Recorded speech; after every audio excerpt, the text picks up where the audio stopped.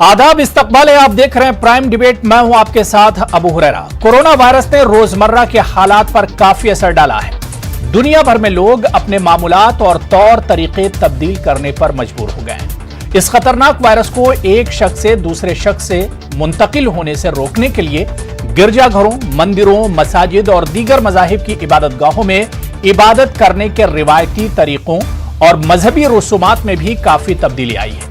मुल्क के तकरीबन तमाम मसाजिद, मंदिर, गिरजाघर और गुरुद्वारों में सख्ती के साथ चंद लोगों को ही इबादत की इजाजत है। हमारे मुल्क में भी मार्च महीने के आखिर से ही लगातार इबादत खानों में, इबादतगाहों में लोग जाने से कासिर हैं। पिछले 2 माह से लगातार लॉकडाउन में इजाफा होता जा रहा है।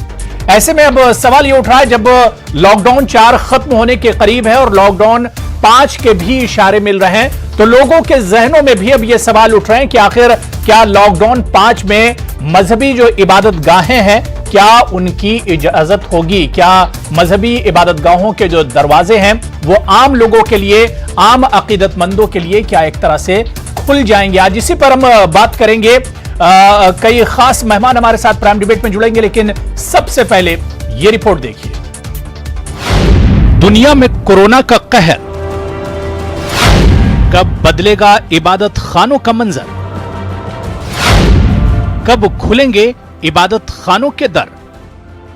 कोरोना वायरस ने लोगों के रोजमर्रा के हालात को बहुत हद तक बदल कर रख दिया है। दुनिया भर में लोग अपने मामूलात और तौर तरीके तब्दील करने पर मजबूर हो गए हैं। बहुत से लोग हुजूम या अवामी इज्तिमात में शिरकत करने से गुरेज कर रहे हैं और बहुत से लोगों ने सफर करने के इरादे मनसूख कर दिए हैं। कई जगहों पर लोग एक दूसरे से मिलते वक्त हाथ मिलाने या बगलगीर होने से परहेज कर रहे हैं।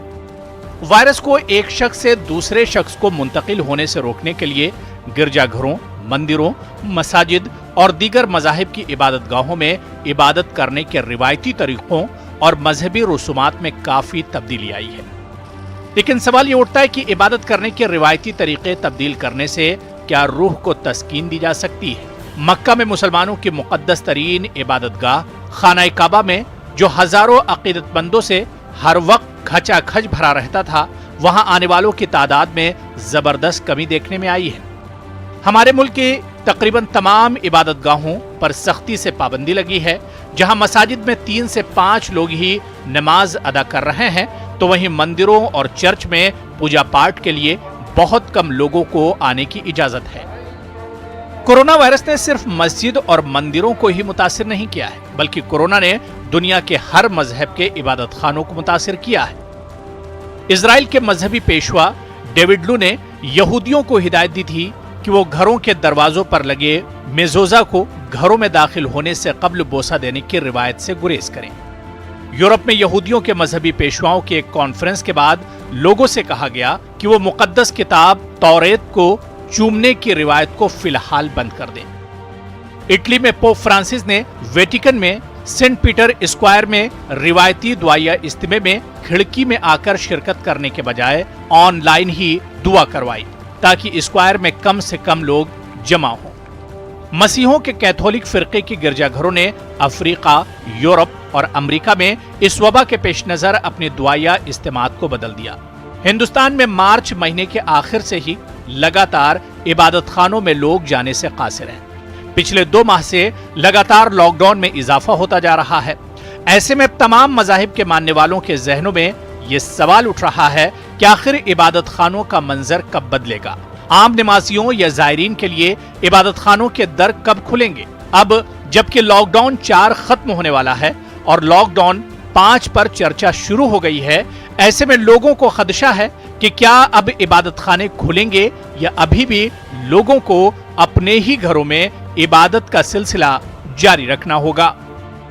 Bureau report, news 18 Urdu.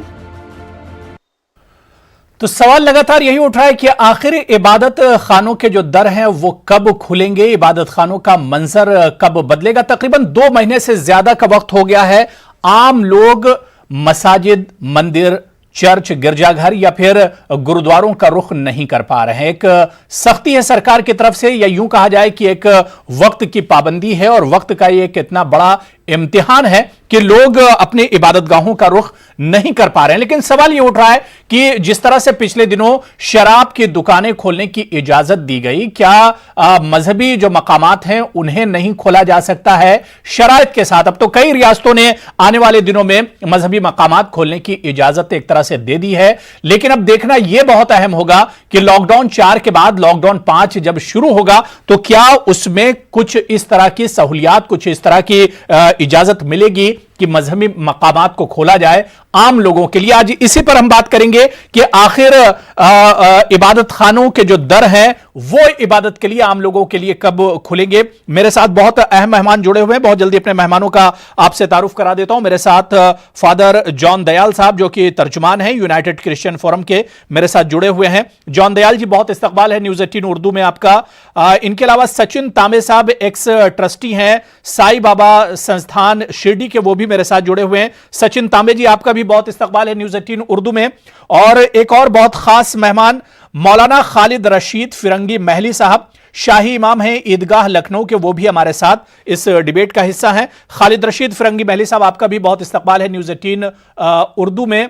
और कुछ देर में स्क्रीन पर मुझे देख रहे हैं बीसी शास्त्री साहब, हिंदू धर्मगुरु हैं, वो भी हमारे डिबेट का हिस्सा हैं। बीसी शास्त्री साहब, आपका भी बहुत इस्तकबाल है न्यूज़ 18 उर्दू में। मैं सबसे पहले जॉन दयाल साहब आपसे ही शुरुआत करना चाहूंगा कि कितना और इंतजार करना पड़ेगा? आपको क्या लग रहा है कि 2 महीने से ज्यादा का सर वक्त गुजर चुका है, जो इबादत गाहें हैं, चाहे मंदिर की बात करें, मस्जिदों की बात करें, चर्च, गुरुद्वारे, गिरजा, सभी एक तरह से आम लोगों के लिए बंद हैं। मतलब ये एक तरह से खुले तो हैं लेकिन इसमें आम लोग नहीं जा सकते हैं, जो आम एक तरह से अकीदतमंद हैं उन्हें जाने की इजाजत नहीं है। क्या आपको लग रहा है कि एक तवील वक्फा गुजर चुका है, अब इन इबादत खानों को खुलना चाहिए? देखिए, अभी तो शाम की शायद कुछ खबर है कि बंगाल में जल्दी ही या शायद कल से ही इजाजत दी जाएगी जी। मगर यहाँ पर इशू ये है कि वहां पर अगर ज्यादा गैदरिंग होंगी क्या उससे नुकसान होगा। अमेरिका में वहां के राष्ट्रपति ने कहा कि आजकल प्रार्थना की बहुत जरूरत है क्योंकि महामारी फैली हुई है, सब लोग प्रार्थना करना मांगते हैं और इस वास्ते सारे प्रार्थना घर खुलने चाहिए। तो उसके ऊपर बिशप्स लोगों ने जो कहा वहां पे, क्योंकि वहां पे ज्यादातर ईसाई लोग हैं, उन्होंने कहा कि आप ठीक कह रहे हैं, प्रार्थना की जरूरत है, मगर अक्लमंदी इसमें भी है कि जो वक्त है उसकी नाजुकता के अंतर्गत जो होना चाहिए उसका भी कुछ हमको करना चाहिए। यहाँ पर एक और भी बात मैं कहना मांगूंगा जी। ईसाई धर्म और इस्लाम कांग्रेगेशनिस्ट है, यहाँ पर जमात बैठती है, जब तक जमात खड़ी नहीं होगी प्रार्थना कई बारी, जैसे जुमे की जमात होती है और ईसाइयों में इतवार का मास है वो जमात के साथ होता है। तो उसके लिए किस तरीके से होना है ये मेरा ख्याल है जो जमात के इंचार्ज हैं, जो बिशप्स हैं, जो धर्मगुरु हैं, उन पे छोड़ देना चाहिए वो कैसे इसको करते हैं। अगर खुले में जमात होती है, मैदान में होती है, लाउड स्पीकर लगा के, तो शायद दूर दूर दूर हो सकता है, मगर अगर चर्च छोटा है, मस्जिद छोटी है और वहां पर इकट्ठा बाजू दर बाजू खड़े होंगे तो शायद नुकसान हो सकता है। ये भी एक बात है, तो ये सोचने की बात है। मगर जैसे और कोई धर्म है जहाँ पे अकेला आदमी जाके प्रार्थना कर सकता है, सर कर झुका सकता है, माथा टेक सकता है, वहां पे कुछ और कानून लग सकते हैं। तो मेरा ख्याल है हर धर्म के धर्म गुरुओं के ऊपर और वहां की जमातों के ऊपर छोड़ देना चाहिए कि वो कब खोलना मांगते हैं, कैसे खोलना मांगते हैं। सरकार को क्या पता धर्म क्या है, सरकार तो सब धर्मों के साथ है, सब धर्मों से दूर है। ये धर्म गुरुओं पर छोड़ देना चाहिए, जमातों पर छोड़ देना चाहिए। बिल्कुल। मैं मौलाना खालिद रशीद फिरंगी महली साहब आपके पास आना चाहूंगा। जो बातें यहां पर जॉन दयाल साहब ने कही, इससे आगे की हम बात करेंगे कि एक तरफ तो हम देख रहे हैं मुल्क में कोरोना वायरस को लेकर हालात दिन ब दिन बिगड़ते जा रहे हैं, हालात मजीद संगीन होते जा रहे हैं, लेकिन दूसरी तरफ अगर हम मजहबी रहनुमाओं की बात करते हैं, अकीदतमंदों की बात करते हैं, जिनकी मस्जिद एक तरह से छूट गई, मंदिर में जाना छूट गया, चर्च और गुरुद्वारों में जाना छूट गया, ये लोग अब चाह रहे हैं कि इन्हें इबादत गाहों में जाने की इजाजत दी जाए। क्या यह वक्त मुनासिब है खालिद रशीद साहब?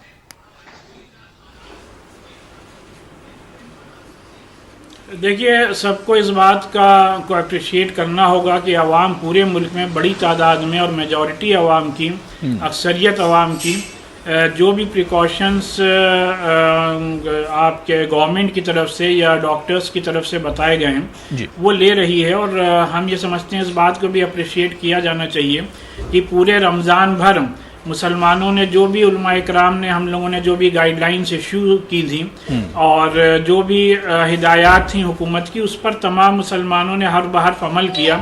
और नमाज और हद ये है कि तरावी और अफ्तार भी सभी ने घर पे किया है। और फिर आप लोगों ने ये भी देखा कि ईद उल फित्र, जिसमें लाखों की तादाद में लोग ईदगाहों में और मसाजिद में जमा होते हैं, उस मौके पर भी सबने लॉकडाउन के रूल रेगुलेशंस पर और तमाम मुस्लिम तंजीमों और उलमा इकराम की अपीलों पर अमल करते हुए सबने मसाजिद में 4 से 5 लोगों ने ही या ईदगाह में 4 से 5 लोगों ने ही नमाज अदा की।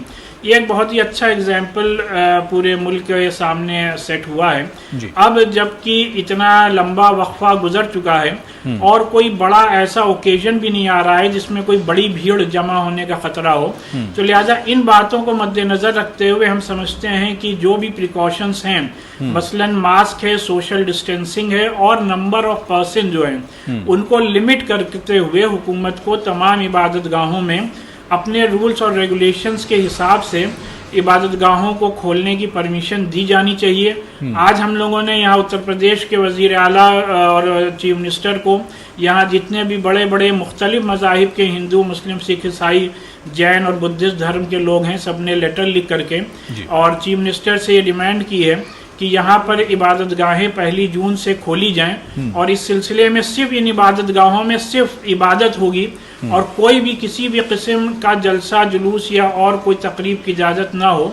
तो इंशाल्लाह इसमें हम लोग सब पूरी तरीके से कोऑपरेट करते रहेंगे। और जो लोग इतने लंबे अरसे से हम लोगों को जो मसाजिद में इबादत करने का मौका नहीं मिल रहा, इससे लोगों में काफ़ी मायूसी भी है और ख़ासकर जो ज़्यादा उम्र के लोग हैं उनमें एक तरीक़े का डिप्रेशन भी पैदा हो रहा है। लिहाजा इन तमाम बातों को देखते हुए और इन हालात से मुल्क को, पूरी दुनिया को आज़ाद करने के लिए भी ज़रूरी है कि हम लोग अपनी इबादत गाहों में जा कर के अल्लाह के आगे, ईश्वर और खुदा और गॉड के आगे ये दुआएं करें कि अब इस बीमारी से पूरे मुल्क को निजात दी जाए। बिल्कुल। बीसी शास्त्री साहब, क्या आपको लगता है, जिस तरह से खालिद रशीद फिरंगी महली साहब ने कहा या इससे पहले जॉन दयाल साहब ने कहा कि एहतियात के साथ अब इबादत गाहों को एक तरह से खुलना चाहिए, क्योंकि एहतियात, अभी खतरा टला नहीं है, खतरा एक तरह से हमारे इर्द गिर्द मंडला रहा है, ऐसे में एहतियात के साथ इबादत गाहों को खुलना चाहिए। बल्कि फिरंगी महली साहब ने यह भी कहा कि योगी आदित्यनाथ जो कि यूपी के सीएम है, उनसे भी इन लोगों ने अपील की है, मुलाकात की है कि अब इबादत गाहें क्योंकि पिछले 2 महीने से बंद हैं, इन्हें अब खुलना चाहिए। क्या आपको लगता है शास्त्री साहब कि एक तरफ सरकार ने 1 महीना पहले ही शराब की जो दुकानें उन्हें खोलने की इजाजत दे दी, क्या ऐसे हालात में जब शराब की दुकानें खुल सकती हैं तो क्या इबादत गाहों को नहीं खोला जा सकता है शराइत के साथ?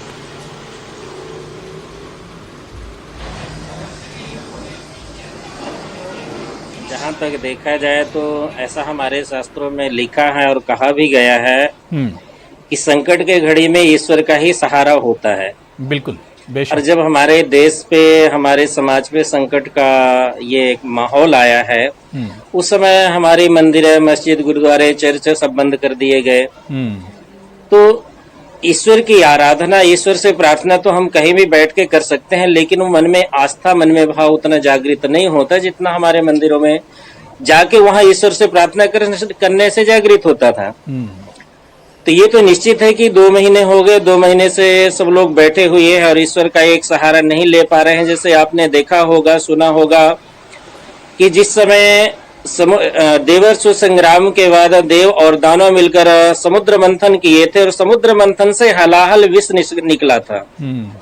उस हलाहल विष से पूरी सृष्टि नष्ट होती दिखाई दी प्रभु को कि मतलब अब सृष्टि की रक्षा नहीं हो सकती, ये विष सबको पा जाएगा, पूरी सृष्टि नष्ट कर देगा। उस समय सभी देवता मिलकर भगवान का शरण, भोलेनाथ का शरण लेते हैं और भगवान भोलेनाथ से प्रार्थना करते हैं कि संकट से प्रभु आप हमें उबारें। और भगवान भोलेनाथ ने उस समय कृपा की कि उस अलाहल विश्व का वह पान करके और भगवान भोलेनाथ ने सृष्टि की रक्षा की, मनुष्यों की, जीवों की रक्षा की और संपूर्ण सृष्टि की रक्षा हो पाई।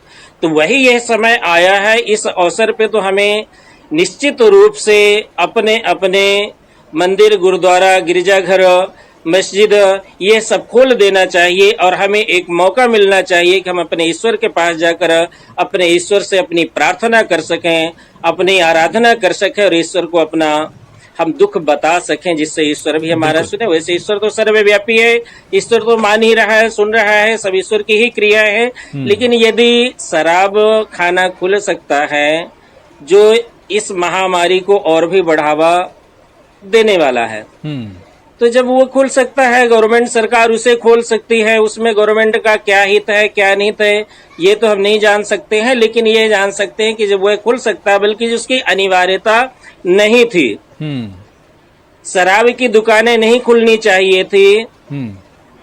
जिस तरह से शराब की दुकानें खुली हैं, उसी जगह यदि ईश्वर के दरवाजे खोल दिए हो गए होते तो निश्चय ही ये हमारा अपना आत्मविश्वास है कि अब तक महामारी आधा दूर हो गई होती, क्योंकि देश की जो 1.25 अरब की जनता है, कम से कम नहीं तो 1/3 जनता जाकर ईश्वर से प्रार्थना करता और बिल्कुल जाहिर सी बात है कि मुश्किल की घड़ी है, मुश्किल हालात है और ऐसे में ही जो मुश्किल में होता है और बंदा जो होता है ऐसे ही मुश्किल हालात में अल्लाह और भगवान से एक तरह से अपनी लौ लगाता है और इबादत करता है। लेकिन ऐसे मुश्किल वक्त में ही इबादत खानों को बंद कर देना, जाहिर सी बात है इस पर अब सवाल तो उठते हैं, लेकिन दूसरी तरफ खतरा भी बहुत बड़ा है।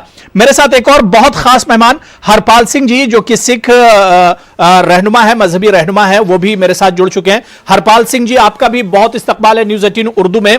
मैं सचिन तांबे जी आपके पास आना चाहूंगा। सचिन जी, जिस तरह से बीसी शास्त्री साहब ने कहा कि मुश्किल के वक्त ही जो लोग होते हैं वो भगवान को और अल्लाह को याद करते हैं, ऐसे मुश्किल घड़ी में इतने दिनों तक मस्जिद, मंदिर, गुरुद्वारा और चर्च को बंद कर दिया गया, क्या आपको लगता है कि अब इन इबादत गाहों को खोला जाना चाहिए?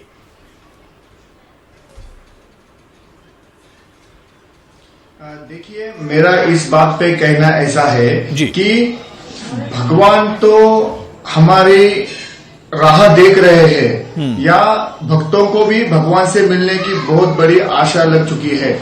लेकिन भगवान को जब भक्त सुरक्षित रहेंगे तभी भगवान को आनंद होगा, ऐसा मुझे लगता है। इसलिए इस महामारी से निपटाने के लिए मुझे ऐसा लगता है कि साईं बाबा, जिस संस्थान से मैं जुड़ा हुआ हूँ, जिसका मैं एक्स ट्रस्टी हूँ, साईं बाबा ने एक बहुत ही बड़ा मंत्र दिया है, वो है श्रद्धा और सबूरी का। मुझे ऐसा लगता है इस महामारी में श्रद्धा और सबूरी, ये दोनों का पालन बहुत अच्छी तरह से होना चाहिए इस संदेश का। क्योंकि जब कई सालों पहले एक बीमारी आई थी, तब भी जो हमारे भगवान है साईं बाबा हमारे सबके, तो उन्होंने भी एक साईं भक्त को क्वारंटाइन किया था। मतलब जब जब जरूरत है तब साईं बाबा जैसे महान संतों ने, भगवानों ने भक्तों को यहाँ पर क्वारंटाइन किया था या उनको इस आपत्ति से दूर रखा था। तो मेरा इस बात पे कहना ऐसा है साफ साफ कि भक्त अगर सुरक्षित रहेंगे तो भगवान को आनंद होगा, ऐसा मेरा मानना है। इसलिए मंदिरें अगर खुलती है तो भक्तों की इतनी बड़ी आस भगवान की तरफ हो जाएगी, तो शायद मुझे ऐसा लगता है उसके अगर प्रारूप, अगर उसका नियमों के साथ अगर उसका पालन नहीं हुआ, तो मुझे ऐसा लगता है कि फिर से कहीं मरकज ना हो जाए और इस देश में जो अभी बहुत अच्छी तरह से हमारे पंत प्रधान जी ने इस पे कंट्रोल लाया है अच्छे तरीकों से, तो उसके ऊपर यहाँ पर ये निर्बंध अगर टूट जाएगा तो फिर से एक बार मरकज जैसा कुछ हादसा न हो। सचिन तांबे जी, आपका मानना है कि जान है तो जहान है, मतलब अगर भक्त सही सलामत रहेगा तभी तो भगवान को एक तरह से याद कर सकता है। मैं हरपाल सिंह जी आपके पास आना चाहूंगा। सर, दो चीजें हैं। बीसी शास्त्री साहब ने कहा कि मुश्किल घड़ी में भगवान को ही याद किया जाना चाहिए, भगवान को याद करते हैं, लेकिन जब मंदिर, मस्जिद, गुरुद्वारे सारे बंद होंगे तो भक्त कहां पर एक तरह से याद करेगा भगवान को। लेकिन सचिन तांबे साहब कह रहे हैं कि पहले अपनी सेहत है, पहले अपनी हिफाजत और सिक्योरिटी है। जब भक्त एक तरह से सेहतमंद रहेगा, महफूज रहेगा, तभी तो भगवान को याद करेगा। कैसे आप देखते हैं? क्या आपको नहीं लगता है कि एक लंबा पीरियड, एक लंबा वक्त गुजर चुका है इन इबादत गाहों का, अब इन्हें खुलना चाहिए।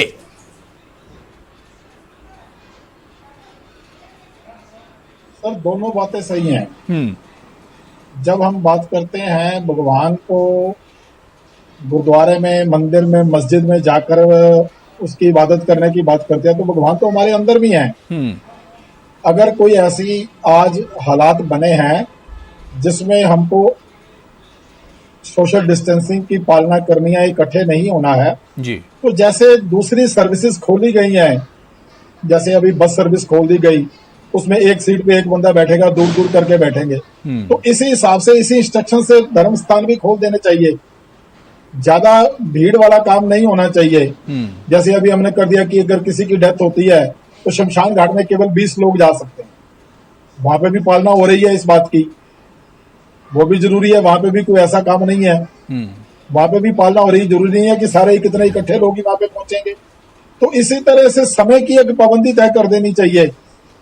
लेकिन जिन लोगों की एक श्रद्धा होती है कि गुरुद्वारा में जाके या मंदिर में जाके या मस्जिद में जाके या गिरजाघर में जाकर के ही अपनी उनकी एक तसल्ली होती है, जो भगवान को मानने वाले हैं। भगवान तो सबके अंदर है। अगर हम आज 2 महीने से ऊपर हो गया है, हम लोग गुरुद्वारा में नहीं जा पा रहे हैं, तो घर में बैठ के पाठ कर रहे हैं, टीवी में लाइव देख लेते हैं, कीर्तन आ जाता है। आजकल तो सोशल मीडिया पे बहुत सिस्टम है, तो सारा कुछ पॉसिबल है। हर चीज को सिस्टम के साथ लागू कर देना चाहिए कि अगर गुरुद्वारा, इसमें 2 चीज, दूसरा पक्ष एक और भी आ जाता है। अगर हम जाके देखें, लोग जो जाना चाहते हैं लेकिन वो नहीं जा पाते, लेकिन जब दूसरी तरफ देखते हैं कि सारी मार्केट खुल गई, यहाँ तक कि शराब के ठेके तक खोल दिए गए, तो लोगों के मन में आता है कि अगर बंदा शराब लेने जा सकता है तो क्या भगवान के पास माथा टेकने नहीं जा सकता? बिल्कुल बिल्कुल। ऐसी चीजें भी लोगों के मन में आ जाती हैं कि अगर सारी दुकानें खोल दी गई, ओड इवन के वजह से दुकानें, ओड इवन के सिस्टम से दुकानें भी खोल दी गई, तो क्या भगवान का घर खोलने में क्या परेशानी हो रही है? बिल्कुल। लेकिन अगर नहीं खुला, 2 महीने नहीं खुला, सब लोग अपने घर पे बैठ के अपनी पाठ पूजा कर रहे हैं। लेकिन जब दूसरी चीजें खुलने लग गई हैं, यहाँ तक कि बस सर्विस शुरू हो गई, ट्रेन सर्विस शुरू हो गई, उसको सिस्टम के साथ खोल दिया गया, तो एक सिस्टम के साथ इनको भी स्टार्ट कर देना चाहिए। बिल्कुल। जॉन दयाल सर, क्या आपको लगता है, जो बात यहां पर हरपाल सिंह जी कह रहे थे कि सिस्टम के साथ जब सारी चीजें खोली जा रही हैं, क्या आपको लगता है कि यह मुनासिब वक्त है सिस्टम के साथ, तमाम रूल एंड रेगुलेशन के साथ? क्या आपको लगता है कि इबादत गाहों को भी खोलना चाहिए जो वक्त इस वक्त है? केसेस हम देख रहे हैं कि लगातार बढ़ रहे हैं। लोग धार्मिक हैं मगर बेवकूफ नहीं है। वो जानते हैं क्या प्रिकॉशन लेने हैं, चाहे मस्जिद हो या गुरुद्वारा हो या चर्च हो या मंदिर हो। जब जाएंगे, जब मास्क लगाने की जरूरत है मास्क लगाएंगे, जब डिस्टेंस करने की जरूरत होगी वो भी करेंगे। ये तो कोई इंसान जब ईश्वर की प्रार्थना कर रहा तो ये थोड़ी है कि दिमाग नहीं है उसके पास। मैं और भी बात करना मांगता हूँ। मैं कहना मांग रहा हूँ कि धर्मों में, और खासकर ईसाई धर्म में और इस्लाम में, जमात का होना बहुत जरूरी है। कई दुआएं जमात के साथ की जाती हैं। कैथोलिक्स में खासकर, प्रोटेस्टेंट्स में, कई समाजों में, ईसाइयों में होली कम्युनियन लेना पड़ता है, सेक्रेमेंट जुबान पर लेना पड़ता है। उसके बिना प्रार्थना एक तरीके से अधूरी जो रहती है। हमने 3 महीने काट लिए, 4 महीने भी काट सकते हैं हम, मगर कोई ना कोई दिन तो आएगा ना जब हमको दोबारा जाके मत्था टेकना पड़ेगा। जो गुरु ग्रंथ साहब के पास गुरुद्वारे में, जहाँ पे ग्रंथी हो रहा है, जहाँ पे सब कुछ हो रहा है, वो माथा टेकने के बाद घर में एक थोड़ा सा फर्क है। वही फर्क, नहीं तो इतनी बड़ी बड़ी बिल्डिंग्स बनाने का, इतने बड़े मंदिर बनाने का क्या था? जैसे सबों ने कहा कण कण में ईश्वर है। ईसा मसीह ने कहा जहां भी 2 या 3 मेरे नाम से इकट्ठे होंगे मैं उनके साथ रहूंगा। ये सब ठीक है, मगर तभी जमात, कम्युनिटी, समाज, इनका इकट्ठा होना भी साइकोलॉजिकली भी बहुत जरूरी है, स्पिरिचुअली भी बहुत जरूरी है, और इसको सरकार को ध्यान रखना चाहिए। आखिर सरकार ने एयरलाइन चालू कर लिए, एयरलाइन में, हवाई जहाजों में 250 आदमी आता है, पानी के जहाज ला रहे हैं, वहां पे भी सैकड़ों लोग ला रहे हैं, रेलों में हजारों लोग जा रहे हैं। तो ऐसी बात नहीं है कि सरकार ने सामाजिक संस्थाएं सारी बंद कर दी हैं। तो फिर धार्मिक संस्थाओं के साथ आप, मैंने पहले भी बोला, जो धर्म गुरु हैं, जो इंचार्ज हैं, वो बेवकूफ नहीं है। उनकी अकल के ऊपर भरोसा करते हुए आप जल्द से जल्द खुलवाइए। बिल्कुल। सचिन तामे, आप कुछ कहना चाह रहे थे बीच में? मुझे ये कहना था कि सब जो मान्यवर है उनका मैं आदर करता हूँ। उन्होंने बताया कि शराब की दुकानें खुली है तो मंदिर क्यों नहीं खुले। मैं इसके ऊपर कुछ कहना चाहूंगा कि देखिए, शराब एक अधर्म का काम है। हम धर्म को मानने वाले लोग बैठे यहाँ पर। धर्म ये मानवता की पहचान है, इसलिए अगर मनुष्य जात रहेगी, उसकी अगर सुरक्षा रहेगी तो ही यहाँ पर ये धर्म टिकेगा। हमारा देश हमारे लिए बहुत जरूरी है। देश रहेगा, देश का आदमी सुरक्षित रहेगा तो मेरा भगवान खुश रहेगा। इसलिए हमारे साईं ने जो यहाँ पर संदेश दिया है श्रद्धा और सबूरी का, वो अगर हम पालन करेंगे तो मुझे ऐसा लगता है कि उसके ऊपर भगवान भी खुश हो जाएगा और धर्म का भी पालन हो जाएगा। इसलिए इबादत के दरवाजे तब खुलने चाहिए जब इबादत करने वाला महफूज होगा। ठीक है। जॉन दयाल साहब, मुझे ब्रेक पर जाना है। मैं खालिद रशीद फरंगी महल साहब आपके पास भी आऊंगा, लेकिन दयाल साहब कुछ कहना चाह रहे हैं। बहुत छोटा सा रिएक्शन दीजिएगा, मुझे ब्रेक पर जाना है। बहुत ही छोटा बात है। मैं जी आपकी पूरी बात मान रहा हूँ, मगर मैं समझाने की कोशिश कर रहा हूँ कि प्रार्थनाओं में थोड़ा बहुत फर्क होता है। ईसाई धर्म की प्रार्थनाएं जैसे मास है, हम दुआ तो ईश्वर से हर कल करते हैं, मगर इतवार को या सुबह शाम जो प्रार्थना में मास का कम्युनियन है, वो जब तक पर्सनली ना हो वो फर्क हो जाता है। नहीं तो जैसे मैंने कहा टीवी पर भी मास आ ही रहा है ना, मगर उसमें और जो अपने आप करेंगे उसमें फर्क है।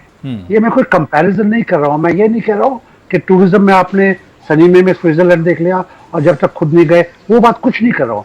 मैं कह रहा हूँ कि हमने 3 महीने 3.5 महीने तो माना है ना, बिल्कुल, और 4 महीने भी मान लेंगे, मगर किसी दिन तो आपको कहना पड़ेगा कि इनको खोलना पड़ेगा।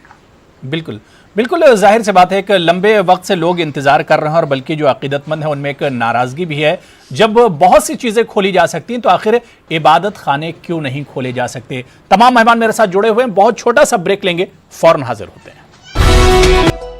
तो प्राइम डिबेट में आज हम इसी इशू पर बात कर रहे हैं कि आखिर इबादत खानों का मंजर कब बदलेगा, आम अकीदतमंदों के लिए इबादत खानों के दर आखिर कब खुलेंगे, इसी पर हम बात कर रहे हैं। बहुत खास मेहमान मेरे साथ प्राइम डिबेट में जुड़े हुए हैं। मैं ब्रेक के बाद मौलाना खालिद रशीद फरंगी महली साहब आपके पास ही आना चाहूंगा। खालिद रशीद फरंगी महली साहब, दो चीजें हैं, एक इबादत और दूसरी हिफाजत। जिस तरह से ब्रेक पर जाने से पहले जॉन दयाल साहब ने कई बार जिक्र किया कि इस्लाम और ईसाई धर्म की अगर बात करें तो यहां पर इज्तिमाइयत बहुत ज्यादा इंपॉर्टेंट है। ऐसे में क्या एक बड़ा चैलेंज खासतौर से मुसलमानों के लिए कि जमात के साथ नमाज अदा करना, क्या यहां पर एक बड़ा चैलेंज ना होगा मुसलमानों के लिए और खासतौर से सरकार के लिए कि अगर हम इन्हें इजाजत दे देते हैं तो फिर मस्जिदों में बाजमात नमाज होगी? तो इन तमाम चीजों का ख्याल रखना भी बहुत जरूरी होगा।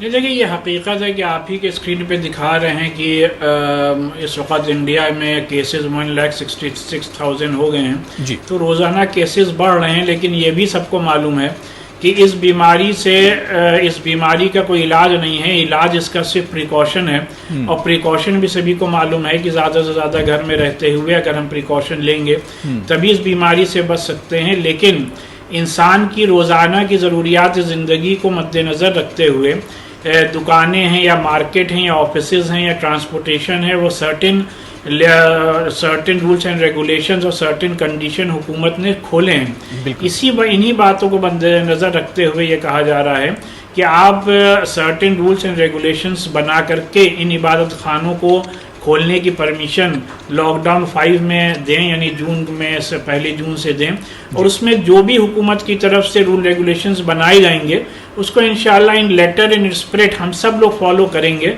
जिस तरीके से अभी जो भी रूल्स बनाए गए कि भाई इबादत खां गाहों में कोई ना जाए, तो आपने देखा कि कोई नहीं गया, पूरे रमज़ान भर नहीं गया, जबकि रमज़ान में तमाम मसाजिद पूरी तरीके से भरी रहती हैं, आबाद रहती हैं। ईद के मौके पर जहां लाखों का मजमा होता है वहां कोई नहीं गया। तो इंशाल्लाह इस मौके पर भी हम लोग जो भी रूल रेगुलेशंस होंगे उसको फॉलो करेंगे। और बंगाल में देखिए उन्होंने अलाउ कर दिया है, दुनिया के बहुत से कंट्रीज में इबादत गाहों को खोल दिया गया है और वहाँ जो भी हुकूमत के गाइडलाइंस है सब लोग फॉलो कर रहे हैं, हम लोग भी फॉलो करेंगे। सबको अपनी जान प्यारी है और फिर जाहिर सी बात है ये ऐसा वक्त है कि जब एक बीमारी का कोई इलाज नहीं है तो हम सबको अल्लाह की बारगाह में ही हाजिर होना होगा और अल्लाह के आगे ही हाथ फैला करके इस बीमारी से नजात के लिए दुआएं करनी होंगी, तभी जा करके इंशाअल्लाह हम लोगों को, पूरे मुल्क को, पूरी दुनिया को इससे छुटकारा हासिल हो सकता है। बिल्कुल। बीशी शास्त्री साहब, जिस तरह से सरकार ने दूसरी चीजों को खोल दिया, एक तरह से ब्रेक पर जाने से पहले हमने तस्करा किया था कि शराब की दुकानों को जिस तरह से खोला गया, क्या आपको नहीं लगता है कि सरकार को अपने खजाने की ज्यादा फिक्र है, लेकिन एक तरह से दुआएं, क्योंकि ये वक्त, इससे पहले भी आपने कहा था कि ये वक्त ऐसा है जहां पर इज्तिमाई दुआ होनी चाहिए, भगवान को याद किया जाना चाहिए ताकि इस मुश्किल घड़ी से एक तरह से निजात मिल सके, तो क्या आपको नहीं लग रहा है कि सरकार ने जिस तरह का कदम उठाया, जिन चीजों को अभी तक खोला गया, तो सरकार को अपने रेवेन्यू और अपने खजाने की ज्यादा फिक्र है?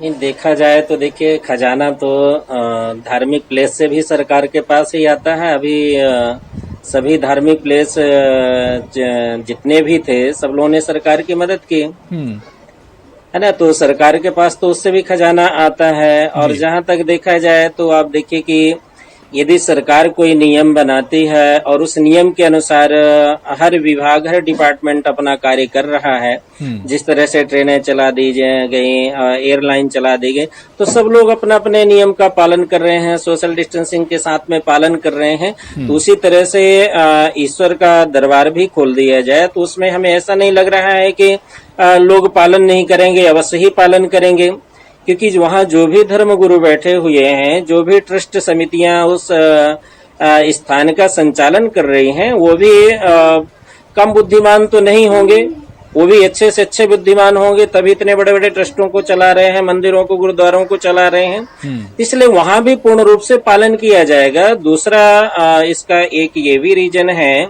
कि खोलना चाहिए सरकार को, ये देखते हुए कि देखिए जितने भी धार्मिक प्लेस हैं, तो हर धार्मिक प्लेस से, हर मंदिर से, हर गुरुद्वारे से, हर मस्जिद से कितने लोग जुड़े होते हैं जिनकी वृत्ति जो है वहीं से चलती है, जिनका परिवार का, कुटुंब का भरण पोषण वहीं से चलता है ना। तो वो लोग भी आज बेचारे बेरोजगार बैठे हुए हैं। और देखा कि जैसे सरकार ने लॉकडाउन किया और हमारे नवरात्रियां प्रारंभ होने वाले थे, जो सनातन धर्म का पहला पर्व है वो पर्व प्रारंभ होने वाला था, लेकिन सरकार ने यदि कहा तो उसका पूर्ण रूप से पालन किया गया। कोई भी मंदिरों की तरफ, कोई भी ईद और रमजान की मिसाल भी सामने है, की तरफ नहीं बढ़ा, अपने घर को ही, अपनी जगह पर ही। बिल्कुल जी, रमजान की मिसाल भी सामने है। उसी तरह से देखा जाए तो गुरुद्वारे वालों का भी, उनका भी पर्व गया, तो सब लोग अपने जगह पर ही, अपने घर पे ही उसी स्थान को मान के उस ईश्वर की आराधना कर रहे हैं। और आज भी तो हम रोजमर्रा की अपनी चीजें पूरी कर रहे हैं, तो उसी हिसाब से तो सरकार के नियम के अनुसार ही तो सब लोग पूरी कर रहे हैं। और सरकार ने, देखिए ये कहना तो नहीं चाहिए, लेकिन मैं कहना चाहूंगा कि सरकार ने हर किसी के लिए कुछ न कुछ पैकेज दिया, कुछ न कुछ मदद किया जी। लेकिन सरकार ने क्या कभी मंदिर वाले पुजारियों के लिए, पुरोहितों के लिए, या चर्च के, गिरजाघर के, मस्जिदों के इमाम के लिए, इनके लिए क्या सरकार ने क्या अभी तक कुछ सोचा क्या कि भाई इनकी वृत्ति कैसे चल रही होगी, इनका परिवार कैसे चल रहा होगा? बिल्कुल है। कई लाख लोग तो हैं जो इसी से जुड़े हुए हैं, और फिर मंदिर से या गुरुद्वारे से उन पुजारियों के अलावा भी बहुत लोग जुड़े होते हैं जिनकी वृत्तियां वहां से चलती हैं, जैसे फूल वाले हैं, फल वाले हैं, जल वाले हैं। इस पर भी सरकार को सोचना चाहिए। उधर कई सरकार बिल्कुल भी नहीं सोच, कई ऐसे रियासतें हैं, कई ऐसे स्टेट हैं जहां पर बाकायदा ऐलान किया गया। आंध्र प्रदेश की मिसाल आपके सामने, जहां पर सीएम ने ऐलान किया कि मस्जिद के जो इमाम और मौजिन है, मंदिर के जो पुजारी हैं, चर्च के जो रहनुमा हैं, इन सब के लिए कुछ ना कुछ पैकेज का ऐलान किया गया इस मुश्किल घड़ी में। तो इस पर भी एक डिबेट हो सकती है। बहुत अच्छा इशू आपने उठाया। हरपाल सिंह जी, आप कुछ कहना चाह रहे हैं? मेरा सवाल हरपाल जी ये भी आपसे है कि सारे लोग इस पर एक तरह से इत्तेफाक रखते हैं, मुत्तफिक हैं कि शराइत के साथ, प्रिकॉशन के साथ अब इबादत खानों को खोल देना चाहिए?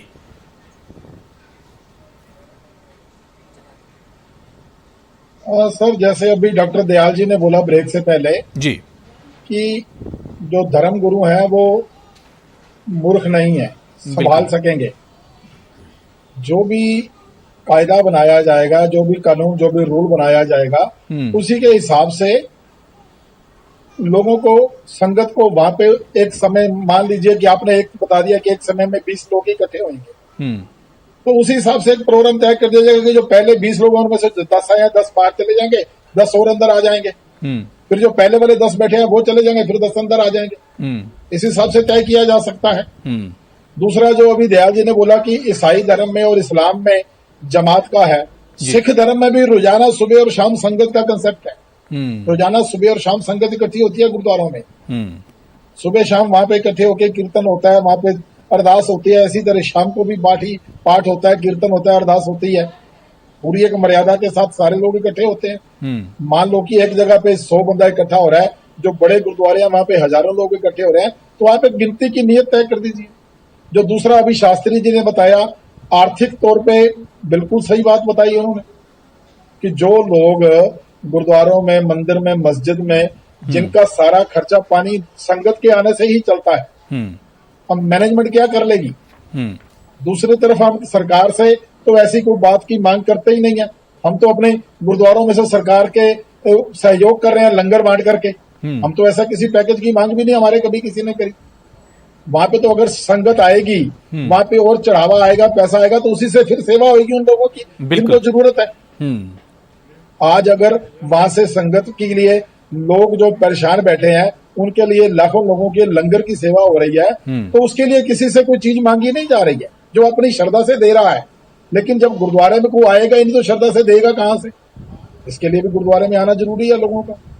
सो नियम कायदे बना करके, जैसे बाकी चीजों को, जैसे मैंने पहले भी कहा, जैसे बाकी चीजों को आहिस्ता आहिस्ता, बिल्कुल पूरे एहतियात और प्रिकॉशन के साथ यह कदम उठाया जा सकता है। बहुत अच्छी बात आपने कही। मैं जॉन दयाल जी आपके पास आ रहा हूं, लेकिन उससे पहले सचिन तांबे जी, सचिन जी, ज्यादा जो पैनलिस्ट हैं सबका मानना है कि प्रिकॉशन के साथ और पूरी एहतियात और हिफाजत के साथ जो इबादत गाहें हैं, जहां पर इबादत होती है, उन्हें एक तरह से परमिशन अब दी जानी चाहिए कि वहां पर नमाजें भी हो, पूजा भी हो, और गुरुद्वारे और चर्च जो है वो भी एक तरह से अब खुलने चाहिए प्रिकॉशन के साथ। उसके लिए जो शराइत हो, शराइत पे एक तरह से पूरा उतरना होगा।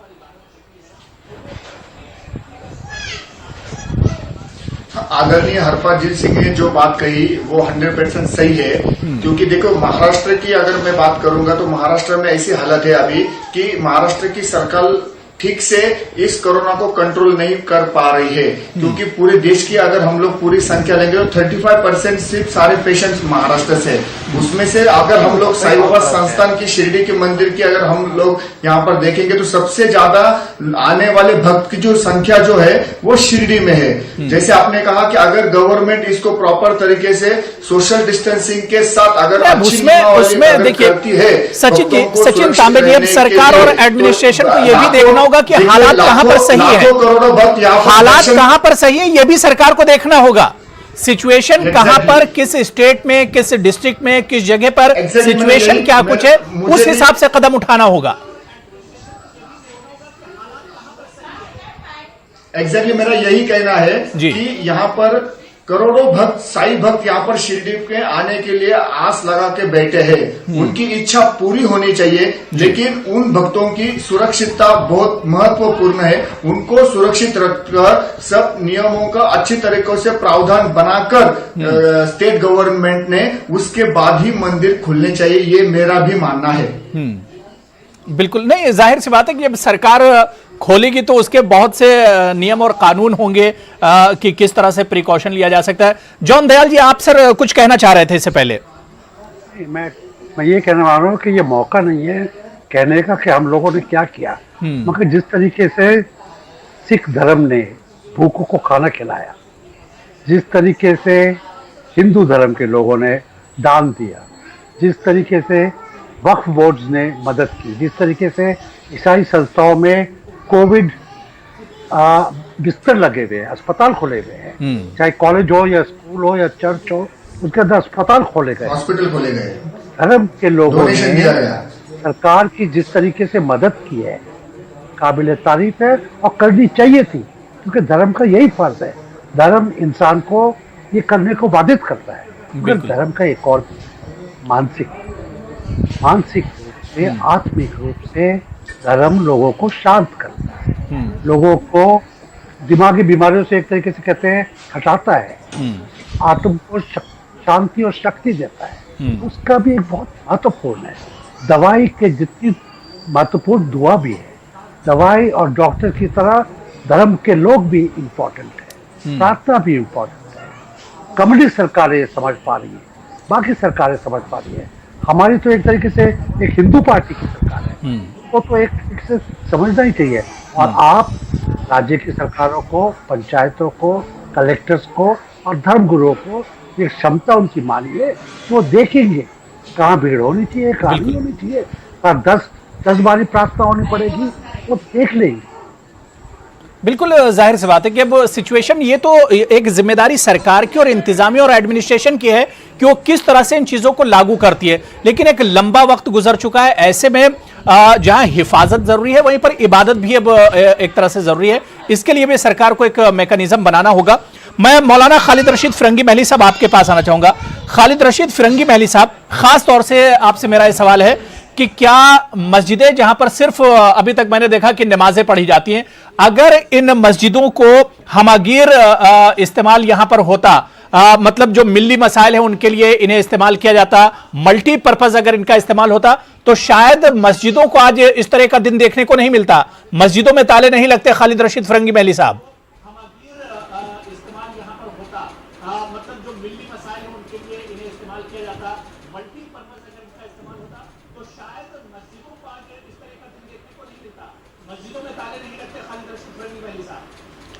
नहीं सर, मस्जिदों में ताले नहीं लगे हैं, जितनी भी इबादत गाहें हैं सभी में ताले लगे हैं। और मस्जिदों में इबादत के साथ साथ बहुत सी मस्जिदों में इस मौके पर रिफाही और फलाही काम भी किए गए हैं। बहुत सी मस्जिदों में से बाकायदा गल्ला और अनाज बांटा गया है। हमारे यहाँ लखनऊ में आप मस्जिद काउंसिल बाकायदा बनी है। हम लोगों ने नेशनल लेवल पर all India Muslim development council बनाई है, जिसका कि एक अलग शोबा पूरा मसाजिद का है। और इन मसाजिद से बेंगलोर से लेकर के उत्तर प्रदेश तक बहुत बड़े पैमाने में फलाही काम हो रहे हैं। और हमारे यहाँ अगर आप लखनऊ में भी देखें तो इंदिरा नगर में मस्जिद है, वहाँ बाकायदा ब्लड डोनेशन कैंप्स हर महीने लगाए जा रहे हैं। गरीबों में खाना तकसीम किया जा रहा है। हमारे यहाँ से खुद इस्लामिक सेंटर से ईदगाह से पिछले 2 महीनों से लगातार बड़े पैमाने पर तमाम मज़ाहिब के लोगों को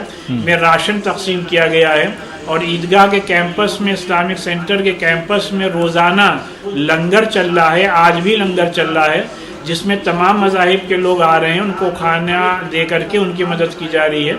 तो ऐसा नहीं है कि मसाजिद में सिर्फ इबादत ही की जा रही है, बल्कि हम लोग का मानना है और हमारे मज़हब का ये इंटीग्रल पार्ट है कि इंसानियत की खिदमत करना भी अपने आप में एक बड़ी इबादत है। बिल्कुल। बीसी शास्त्री साहब, इसी तरह का सवाल आपसे भी कि मंदिरों में हम देखते हैं कि पूजा सुबह और शाम में होती है 24 घंटे, क्या कुछ मल्टीपर्पज ऐसे काम नहीं जो समाजी और सोशल वर्क ऐसे जो मंदिर से किए जा सकते हैं एक इंसानियत के लिए, ह्यूमैनिटी के लिए? यकीन हो भी रहा है, कई मंदिरों में हो रहा है। मंदिरों से तो लगातार किया ही जा रहा है और मंदिरों की पूजाएं तो लगातार चल ही रही हैं सुबह शाम की, लेकिन वहाँ आम भक्त नहीं पहुँच पा रहे हैं। और जब तक आम भक्त नहीं पहुँचेंगे तब तक मंदिरों में भी कोई आएगी नहीं। मंदिरों की जो इनकम थी वो जैसा सरकार ने निर्देश किया था और जैसा सबको उचित लगा, सब मंदिर वालों भी अपने अपने ट्रस्ट से निकाल के सब लोग हेल्प किए। जहां जैसे जिसको हेल्प की आवश्यकता थी सब लोग ने हेल्प किए। मंदिरों में भी लंगर लगाए जा रहे हैं, मंदिरों से भी दान दिया जा रहा है, जो भी ट्रस्ट के पास जमा पूंजी थी वे भी दी जा रही है, पुजारियों को भी सैलरी दी गई है जितने दिन चला। और देखिए अब यहाँ पे आगे यदि नहीं खुलेंगे ये हमारे धार्मिक स्थान, तो धार्मिक स्थानों में भी जब भक्त नहीं आएंगे तो मंदिरों में भी, धार्मिक प्लेस में भी कहाँ से आएगा धन, है ना। और जब मंदिरों में आता है फिर वही आगे ऐसे मुसीबत के समय पे वही धन सबके काम में आता है, देश के काम में आता है, जनता के काम में आता है। तो सरकार से तो यही निवेदन करना चाहिए, और हम यही निवेदन करेंगे सभी धर्मगुरु मिलकर कि सरकार अब आगे धार्मिक स्थानों को भी खोले। जैसा भी सरकार नियम बनाएगी, जैसा भी सरकार कानून बनाएगी, उस कानून को, नियम को पूर्ण रूप से पालन किया जाएगा और पूर्ण रूप से पालन करके और उसे आगे बढ़ाया जाएगा। हम ईश्वर से प्रार्थना कर सकेंगे, निवेदन कर सकेंगे। हम तो यही निवेदन करना चाहेंगे सरकार से।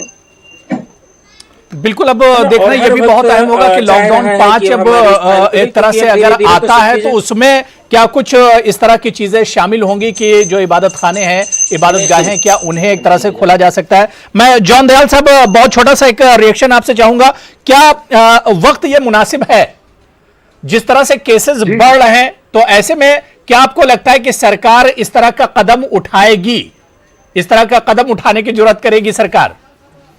नहीं, बंगाल ने तो कर ही दिया। जी जी, नहीं बिल्कुल। और कर्नाटक से भी इस तरह की कुछ खबर आ रही है कि वहां पर भी 1 जून से शायद कुछ चीजें खोली जा रही है। अगर आप कोविड का मैप देखते हैं, नक्शा देखते हैं, जी जी, तो ऐसा नहीं है कि हर गांव में कोविड केस हो गया, कहीं है कहीं नहीं है। सैकड़ों मीलों के इलाके हैं जहां पर गिरजाघर है, मंदिर है, मस्जिद है, कोई भी केस नहीं है। तो इसको, ये कोई हवा या नल का पानी या बिजली या इंटरनेट नहीं है कि आप स्विच ऑफ कर दे, स्विच ऑन कर दे। अब मैंने जैसे कहा, हर मौके की नजाकत देखते हुए, हर जगह का वहां पे क्या हो रहा है वो देखते हुए आप अलाउ कीजिए कि जहां मुनासिब है वहां खोल दीजिए, और जहां मुनासिब नहीं है वहां पे चाहे चर्च हो या मंदिर हो या मस्जिद हो, उसको कोविड का अस्पताल बना दीजिए। उसके लिए भी हम तैयार है। मैंने आपको बताया जी, बिल्कुल, कई धर्म के कई इंस्टीट्यूशन अस्पताल बन चुके हैं, बिल्कुल, तो वो भी हमारा ऑफर है। मैं ये कह रहा हूँ कि आप देखिए, जहां पर हॉटस्पॉट है वहां पर तो कुछ भी नहीं खुलेगा। जहां पे हॉटस्पॉट नहीं है, चर्च या गिरजाघर या गुरुद्वारा या मंदिर या अग्निगृह है, ये मॉल नहीं है, ये सिनेमाघर नहीं है, ये इबादत की जगह है। वहां पे लोग तहजीब से जाते हैं, बिल्कुल, वहां पे लोग मत्था टेकने जाते हैं, वहां पे लोग बिना जूते के जाते हैं, वहां पे कानून को हाथ जोड़ते हुए जाते हैं। तो आप सोचते हैं कि वहां पे कोई बदतमीजी कर पाएगा? नहीं, बिल्कुल जाहिर सी बात है। हरपाल जी, आपसे भी एक बहुत छोटा सा रिएक्शन, जो बात जॉन दयाल साहब ने कही कि जहां पर ये सिचुएशन ठीक है, जहां पर हालात बेहतर हैं, वहां पर तो कम से कम अब इजाजत देनी चाहिए कि लोग अपनी इबादत गाहों में जाएं और वहां पर इबादत खुलकर कर सकें, अपने अल्लाह और भगवान को एक तरह से याद कर सकें। बिल्कुल जी, बिल्कुल। जैसे अभी तांबे जी बता रहे हैं कि वहाँ पे हालात अगर साजग नहीं है, वहाँ पे उनके पेशेंट्स ज्यादा हैं, तो किसी भी जिस इलाके में वहाँ पे हॉटस्पॉट है, कंटेनमेंट जोन है, वहाँ पे अभी ये सहूलत मत दीजिए आप। लेकिन जिस जगह पे बाकी सब कुछ खुल गया है, तो इसको भी थोड़ा थोड़ा खोलना जरूरी है। बिल्कुल। जैसे अभी दयाल जी ने बोला कि हम ऑफर देते हैं कि उन चीजों को, उन मंदिरों को जहाँ पे वहाँ पे हॉस्पिटल बना दीजिए, तो इसकी तरफ से मैं अपनी बात बता दूं कि हमारी जो दिल्ली की मैनेजमेंट कमेटी है, उन्होंने अपनी सराह हॉस्पिटल की नर्सेज के लिए, डॉक्टर्स के लिए दी हुई है। पहले ही वहां पे आके वो रह रहे हैं लोग जी, जो डॉक्टर्स हॉस्पिटल में काम कर रहे हैं, उनके लिए सराह का काम है। वहां पे उनको खाने पानी का सारा इंतजाम दिया जा रहा है। जो एम्स की नर्सेज है, उनके लिए गुरुद्वारा मोती बाग जो उनके पास है, वहां पे पूरी एक सराह दी गई है उन लोगों को। और एक गुरुद्वारा, उसमें पूरा क्वारंटीन सेंटर के लिए ऑफर किया गया है जगह। बिल्कुल, आप उसको इस्तेमाल कीजिए जैसे जरूरत है। ये चीजें सभी को देनी भी बढ़ती भी हैं, क्योंकि ये सभी की साझी चीजें, किसी एक की पर्सनल प्रॉपर्टी नहीं है। ये बिल्कुल एक लंबा वक्त गुजर गया लोगों में और अकीदतमंदों में, खासतौर से एक मायूसी अब देखी जा रही है। ऐसे में सरकार को यह देखना होगा कि 4 लॉकडाउन तकरीबन खत्म हो रहे हैं। अगर 5वां लॉकडाउन आता है तो उसमें क्या हिफाजत के साथ इबादत की इजाजत मिल सकती है, क्योंकि तमाम लोगों की नजरें अब इसी पर लगी हुई हैं, तमाम मजाहिब के मानने वालों की नजरें इसी पर लगी हुई हैं कि क्या सरकार और इंतजामिया की तरफ से अब इबादत गाहें खुलेंगी। बहुत बहुत शुक्रिया सचिन तांबे जी मेरे साथ जुड़ने के लिए। मौलाना खालिद रशीद फरंगी महली साहब, आपका भी बहुत बहुत शुक्रिया। हरपाल सिंह जी, फादर जॉन दयाल साहब, आपका भी बहुत बहुत शुक्रिया। और बीसी शास्त्री साहब, आपका भी बहुत बहुत शुक्रिया प्राइम डिबेट में जुड़ने के लिए और अपना कीमती वक्त देने के लिए। आदाब।